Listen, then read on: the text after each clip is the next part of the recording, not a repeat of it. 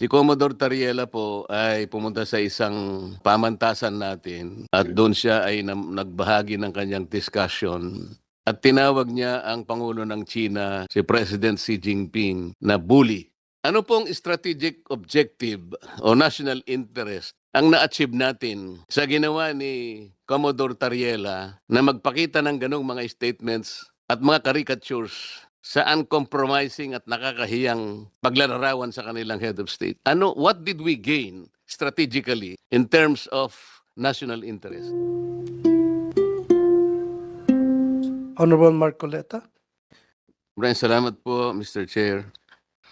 Mr. Chair, inisa-isa ko pong nireview ang credentials po ng 35 senior officers of the Armed Forces of the Philippines at ang kanilang ad interim appointments na sila pong lahat ay nasa harapan natin. Sa akin pong palagay, silang lahat po ay dapat makonfirm na ngayong araw na ito. Pero Mr. Chair, I'd like to take advantage of their presence dahil po sa alam na nating nangyayari sa ating bansa ngayon. Palagay ko po, Captain, hindi naman po lingid sa inyong kaalaman yung napakaraming batuhan ng pananalita ngayon mula sa ating panig at sa kampo ng Embahada ng China. Alam po ba ninyo ay ang mga ito? Ako po bilang isang Pilipino, nababahala sa ganitong mga wala na yata ang katapusang iringan at palitan ng sagutan sa bawat panig. Ako po ay naniniwala na ito po ay hindi nakakatulong sa dalawang bansa. Ganon din po ba ang pananaw ninyo? Yes, Your Honor. Ito po ay pinasimulan ng isang Commodore Tariela. Si Commodore Tariela po ay pumunta sa isang pamantasan natin at doon siya ay nagbahagi ng kanyang discussion at tinawag niya ang Pangulo ng China, si President Xi Jinping, na bully. At meron po siyang daladalang mga caricatures na nagsasalarawan po sa Pangulo ng China sa pangit na paglalarawan. Dahil po doon, malinaw po na nasaktan naman yung Embahada ng China na nandito sa ating bansa. At sinagot po nila yon na sana'y huwag ganito. At mula doon sa pagsagot nilang ganon ay dumami na po yung sagutan at sumali na po yung ibang mga political leaders natin. Ito nga po ang naging dahilan kung bakit ngayon dito sa Senado, pinagtatalunan namin ang isang resolusyon na kung saan ay hinihingi ng Senado na ikondena natin ang lahat ng mga public statements na ginagawa ng Embahada ng China.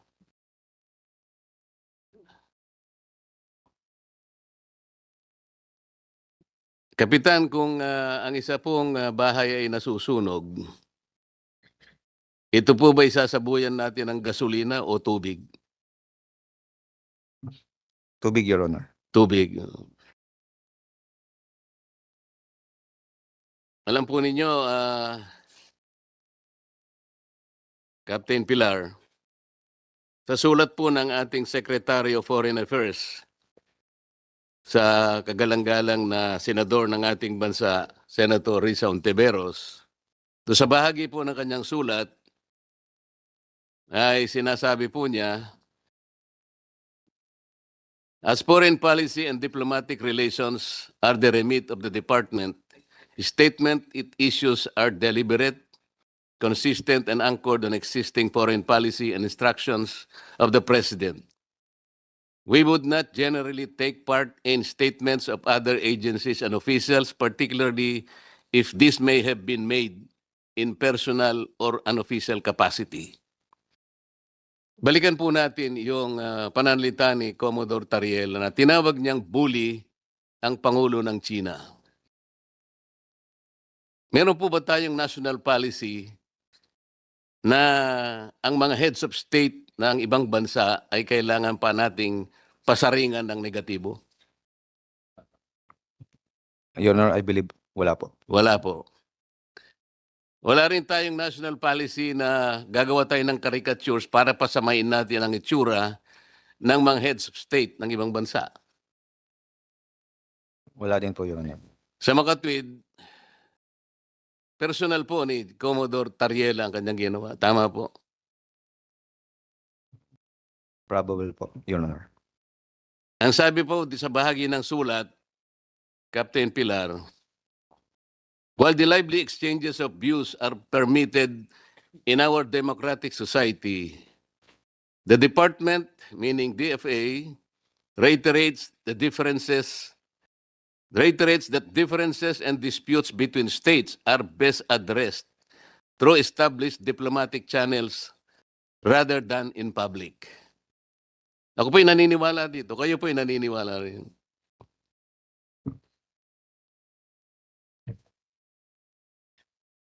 Yes, Your Honor. Okay. The department believes that escalation, even in public messaging, should be undertaken only when it advances clear strategic objectives and the national interest. Ano pong strategic objective o national interest ang na-achieve natin sa ginawa ni Commodore Tariela na magpakita ng ganong mga statements at mga caricatures sa uncompromising at nakakahiyang paglalarawan sa kanilang head of state? What did we gain strategically in terms of national interest? Meron po ba? Your Honor, I cannot answer on that. Hindi, sa panukat mo lang. Sir, being a member of the armed forces, we are voicing out the term our seas, our rights, and our future, and we just stick to what is being dictated in our what is legally ours and what is stated in our law, sir.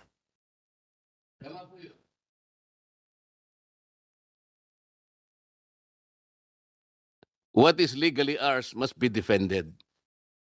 Must be protected, and we should fight it out to the last drop of our blood. Yung legally ours. At kasama po ninyo ako doon. Kami pong lahat sasama sa inyo doon.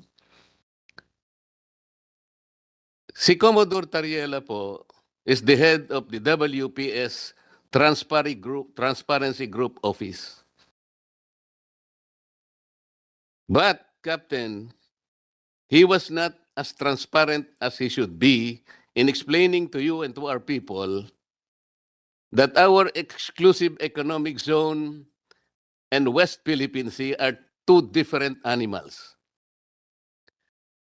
Ang sinasabi po nila,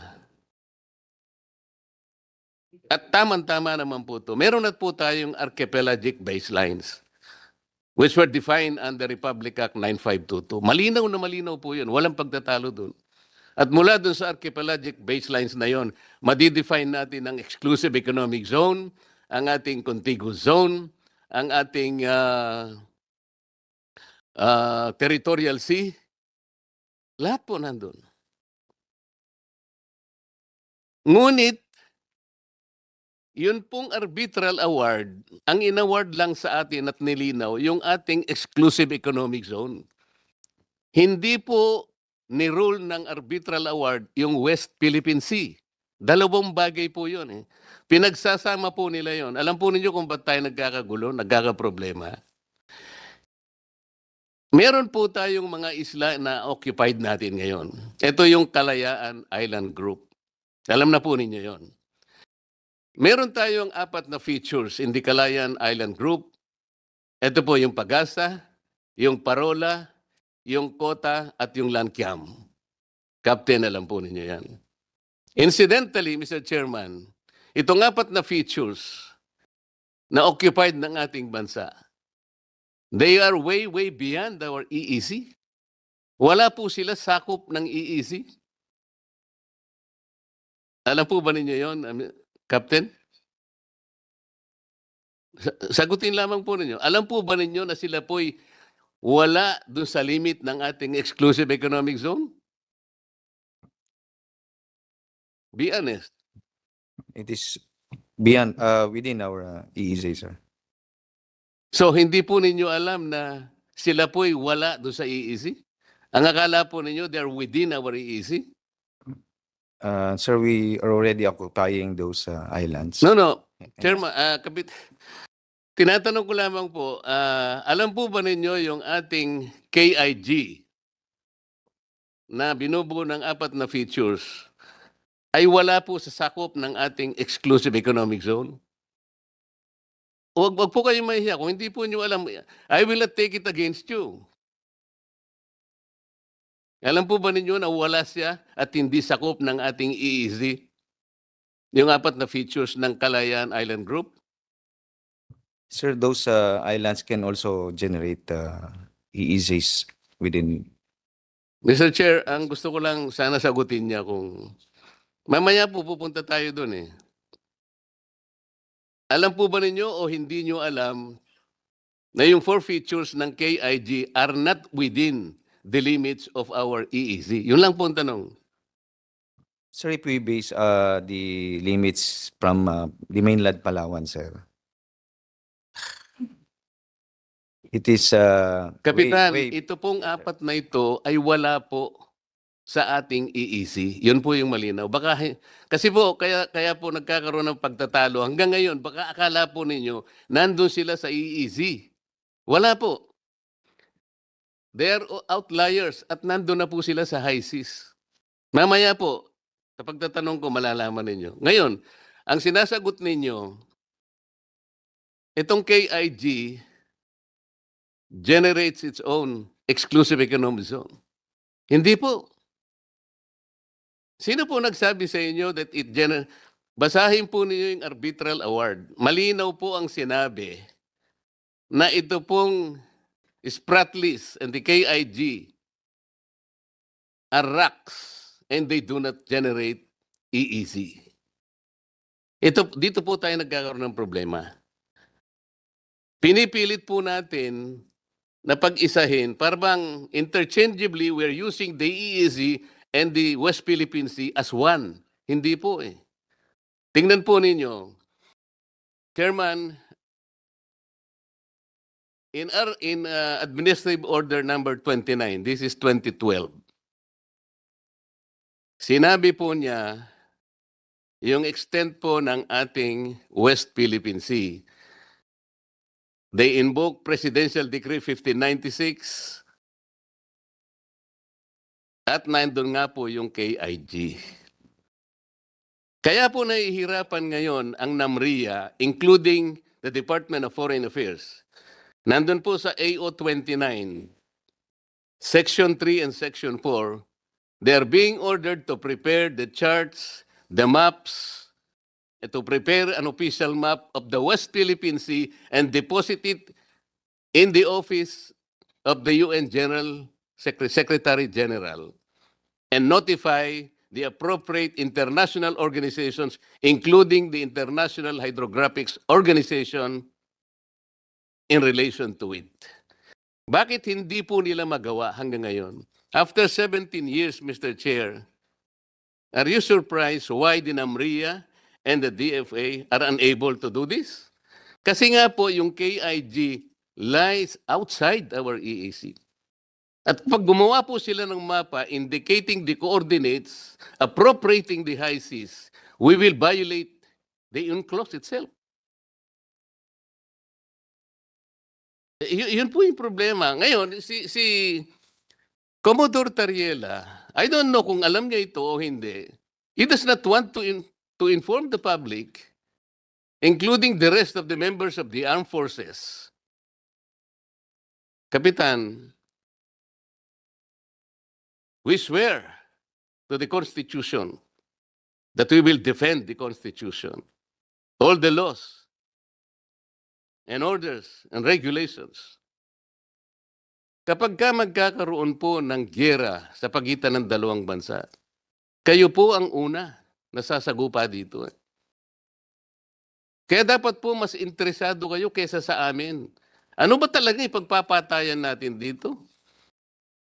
We will offer our lives, including the lives of our children, and to die for it, for something that is not even within our EEZ. Ang gawin natin po para madali, i-give up natin yung KIG. Then, mako-coordinate na natin lahat. But until and unless nandun yung KIG, wala nga po nasa labas po ng ating exclusive economic zone. Paano po malalagay sa entire West Philippine Sea? Mr. Chair, kaya po yun ang dahilan, hindi po tayo makagawa ng mapa para sana ma-submit na natin. And in our lifetime, we will able to see doon sa entire stretch ng South China Sea, lalabas doon ang West Philippine Sea. Tingnan po ninyo yung mapa ng mundo ngayon, Kapitan. Ang nakalagay South China Sea. Hindi ibig sabihin sa China lahat yon. But in the entire expanse of that body of water, nandun yung EEZ ng Vietnam, EEZ ng China, EEZ ng Malaysia, EEZ ng ating bansa. Nandun sa South China Sea. Pero tayo, ang gusto natin, imbes na EEZ lang, theoretically ang nandun, gusto nating ilagay yung West Philippine Sea. That's good. Gusto ko rin naman yun.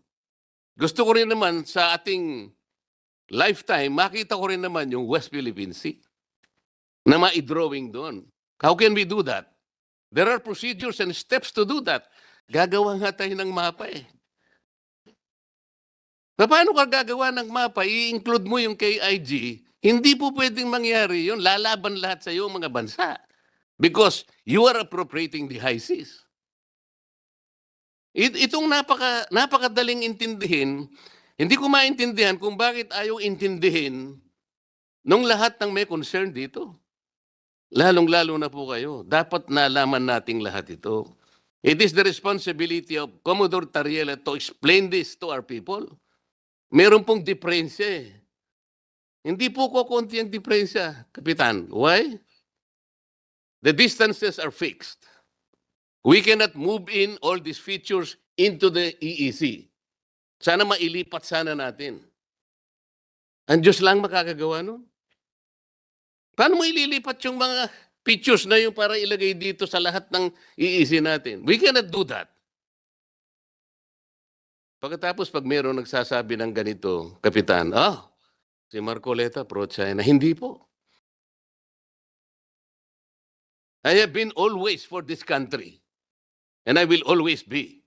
Pero hindi natin po pwede pagtalunan lang natin salitaan. Megaphone diplomacy. Kaya tanong ko po sa inyo kanina, what economic benefits can we gain from this? What strategic motive can we gain from this? Kahapon po, Kapitan, I presented 2 maps before the Senate plenary. In that map, pinakita ko, ang mga bansang Vietnam, Malaysia, China, kahit nag-aaway-away sila, ipinakita ko doon, they were able to manage their differences and were able to develop and explore oil and gas in their areas. Alam po niyo, Vietnam, there were about 60 to 70 exploration in their areas, kasama ang China. Malaysia, about 30 to 40. Ang Pilipinas, 8 to 12 explorations. Because we were unable to manage our differences. But these 2 countries are smart enough to manage their own differences. Tingnan po ninyo yung mapa na pinakita ko. Isang mapang 2013, isang mapa 2024. Malayo na po tayo. Iniwan na po tayo ng milya-milya. Kumain na po tayo ng alikabok. Kasi ang ginagawa natin, patotyahan dito, patotyadan doon. Saan pupunta ito, Kapitan, sa palagay mo? Alam po nyo, ang sabi ng China, pwede naman nating pag-usapan ito. Did you know that I met the ambassador of China because I was invited? Alam po ba kung ano yung una niyang sinabi? Gustong-gusto kong makipag-usap sa lahat ng concerned agencies of your government.